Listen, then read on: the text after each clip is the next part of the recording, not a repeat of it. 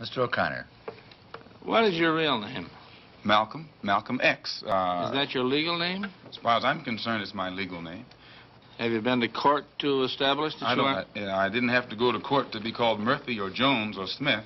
Excuse me for answering you this way. That's all right. If a Chinese person were to say his name was Patrick Murphy, you would look at him like he's insane, because Murphy is an Irish name, a European name, or the name that has a Caucasian or a white background.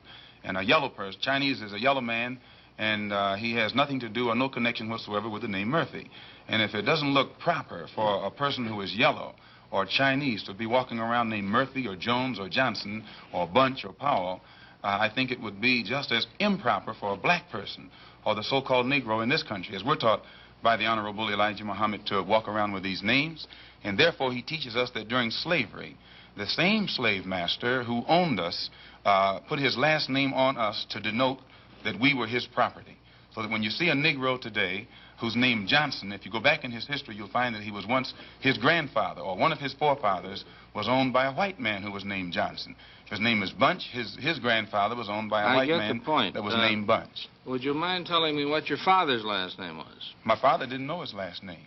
My father got his last name from his grandfather, and his grandfather got it from his grandfather, who got it from the slave master.